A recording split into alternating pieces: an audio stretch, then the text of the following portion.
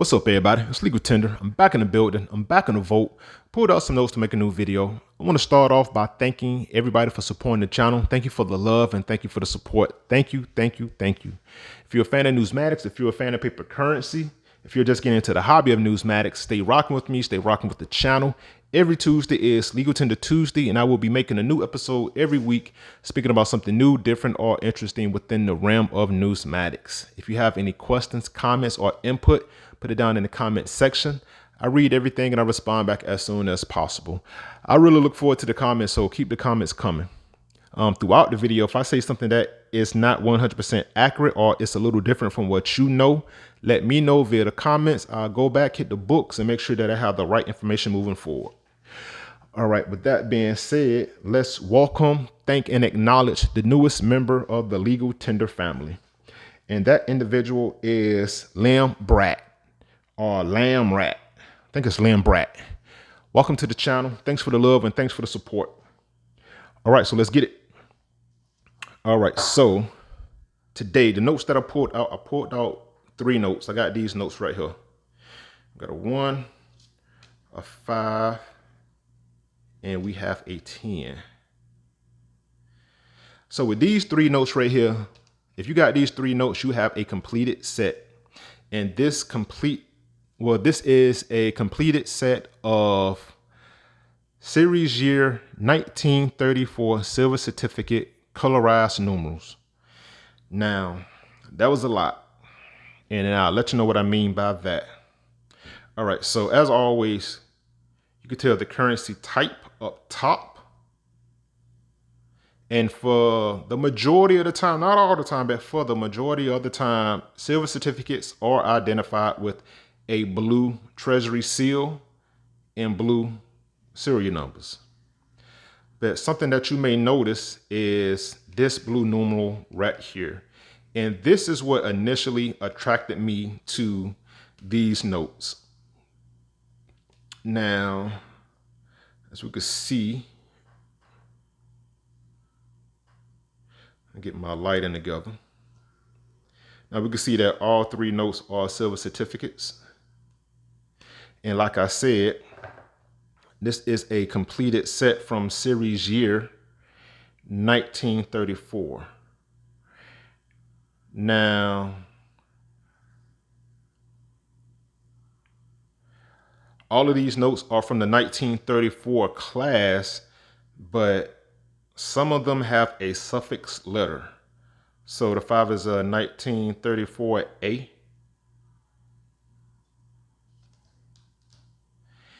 And the 10 is 1934A as well. Now, like I said, these numbers have a blue colorized numeral, and that is what attracted me to these notes initially. Like, the blue is just a very alluring color. It looks really nice, and depending on the type of grade of note you get, if you get like a AU almost uncirculated, that black and white of the sheet and the blue of the color on the note, it'll just explode off the paper. So, but you can also identify the currency, the series year up top as well. 34, 34A.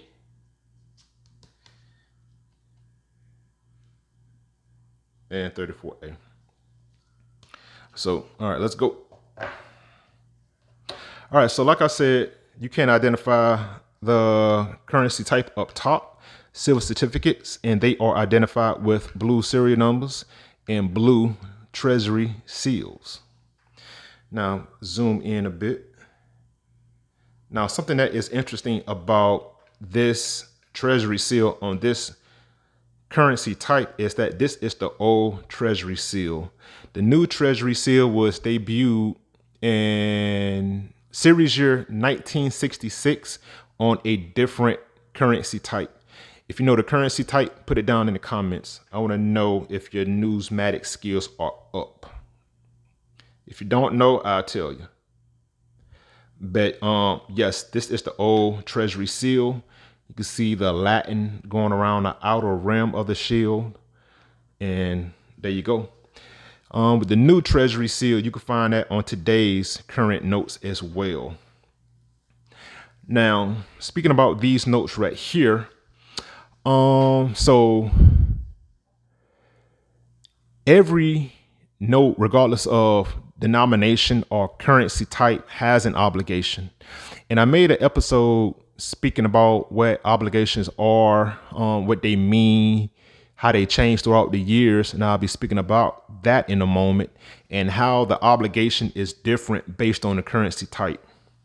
Now, back in the days when the Department of the Treasury was trying to figure out a way to reduce the cost of printing currency, what they decided to do was to reduce the size. And the first series year with the reduced size was series year 1928. Now, something else that the Department of Treasury did is when they reduced the size of the note, they kept the wording of the obligation from the large size note. And I'm saying all that to say this. So on series year, see it right there, on series year 1928, the obligation reads as follows. And the obligation is all the wording that is on the obverse side of the note. And the obligation is pretty much a binding contract between the government and the individual that's holding the note. So when the currency is printed, with the obligation, it states that, well, all right, let me read the obligation first off. So it says that this certifies that there has been deposited in the Treasury of the United States of America $1 silver payable to the bearer on demand. And also factor in this part right here. This part of the obligation reads that this certificate is receivable for all public debts, and when so received may be reissued. What this pretty much means is that this note can settle a debt that has been occurred, and once this note is received, it can be reissued back out to settle a debt that you might have incurred. So this pretty much isn't a one-time use. So what I was saying about the obligation is that, so for services rendered, here's this paper. And at any point in time, this paper can be redeemed. So the government is telling you that you can turn this paper in for the intrinsic value that supports this paper. And this paper it has an intrinsic value of silver. And that is why it is called a silver certificate. Now, if it was a gold certificate, it'd be backed by gold. So at any point in time, you could take this note to the Treasury and get X amount of dollars redeemed to you in silver coin, i.e. the obligation. So the government had to honor that, and they did, because you got to have faith in government. Now, the wording changed with the next series year 1934 down here, and we see that this blue numeral, and the blue numerals were only on series years 1934. So now what they did with the wording is that they changed the wording on the obligation, and how they did that was as so. So with series year 1934, the obligation reads, this certifies that there is on deposit in the Treasury of the United States of America $1 in silver payable to the bearer on demand. This certificate is legal tender for all debts, public and private. So they reduce the wording to save on ink. But pay attention to this part right here. It is United States of America, $1 in silver payable to the bearer on demand. But on the 1928 series, $1 silver payable. They took out the word dollar and they just said silver. And the reason for them doing that is that whoever came up with this obligation was real crafty. So with them changing the obligation, they still gonna honor the obligation, but they changed it with that one word. And what that did was say that you could still take this note to the Treasury and get it redeemed, but instead of having it redeemed with a silver dollar, it will be redeemed in silver. And the silver that it was redeemed in was either bullion or granules. Now, the wording that came into play because that freed up the Treasury from storing bags of silver dollars in their votes. And at that point, the Treasury would honor the obligation by redeeming the note in either bullion or silver granules rather than silver dollars. Now, I had to look at what a granule was and what bullion is. Now, the book definition of bullion is non-ferrous metals that have been refined to a high level of elemental purity, especially precious metals like gold and silver. I just think that means that it is not the highest quality of silver. If it was, it'd just be called silver and not bullion. But if you got a better definition in your words of what bullion is, put that down in the comments because I would like to know, please and thank you. Now, what a granule is, these right here, granules are a tiny piece of metal that has been formed by heat into spherical balls. So little circular balls. So what I'm thinking that the government came up with is that it'll be a scale, and they'll put these granules on that scale to get an amount. And there was a dollar value tied to that amount. And I think that they did that because it was less labor inducing to issue these as opposed to silver coins, because a coin has dimensions and regulations that have to be met to meet the standard of a silver coin. So it look a certain way, got the height, weight, things like that. And I think it was just cheaper to issue these as opposed to silver coins. So the obligation was still met. It was just met in a different type of way.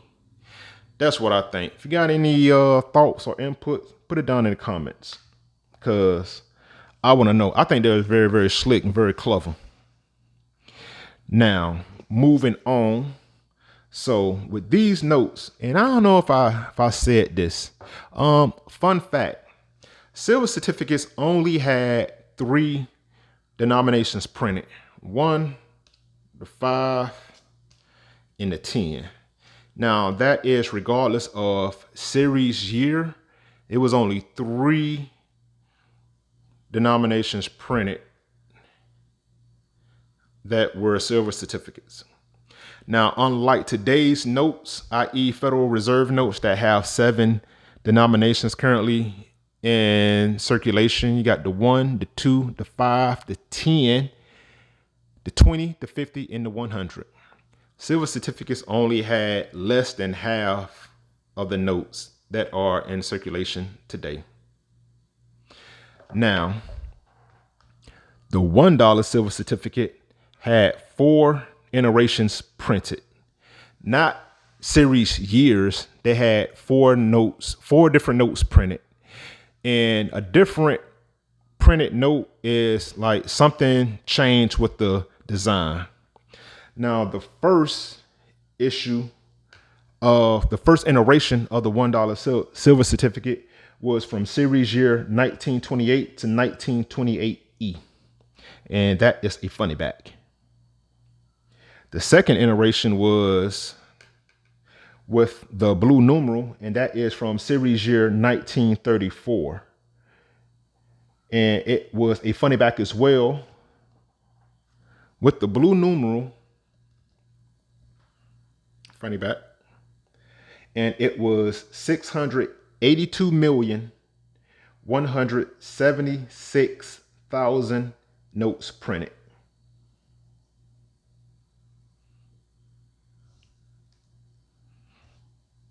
So like I said, the first two iterations of the $1 note had the funny back. The third iteration of the note was printed from 1935 to 1935G. And the fourth iteration was 1935G to 1957B. And those notes have the traditional reverse. And fun fact about the 1935G is the 1935G series was the first series that had the motto "In God We Trust" added to the back. All right, so the $5 denomination. $5 denomination only had two iterations. The first one being the 1934 series, and that was from 1934 to 1934D. We all know that the 34 series had the blue numeral added, and it was 393,088,368 notes printed like this. And the second iteration was from 1953 until 1953C. The $10 note. The $10 bill had three iterations. There's the second one. The first iteration was from 1933 to 1933A. The second iteration with the blue numeral was printed from 1934 until 1934D, blue numeral, with 88,692,864 notes printed. And the final iteration was the series year 1953 to 1953B. Now, the thing that is interesting about these notes, fun fact if you will, is that of all three of these denominations, the $5 note was the only denomination that initially had the Treasury seal to the right of the image. Now, the $1 bill initially had the Treasury seal to the left of the note, and also with the 10 had the Treasury seal to the left. But the $5 note was printed and it always had the Treasury seal to the right of the note. How and where it is currently placed. So, fun fact. All right, one more fun fact. All right, so every silver certificate, regardless of denomination or series year, you will never see a Federal Reserve seal on the note. And that is because silver certificates were issued directly from the Treasury.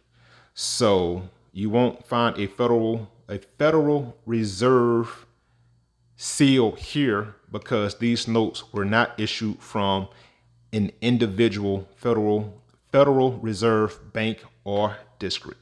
They came directly from the Treasury. All right, so that is that. All right, so that is my completed set of series year 1934 Silver Certificate Colorized Numerals. All right, like, comment, subscribe. Tell a friend to like, comment, subscribe. We almost at 600. Let's see if we can get to 650. Tell a friend to like, comment, and subscribe. All right, that's all we got for this one. Until next time, keep it legal, keep it tender. Talk to you soon.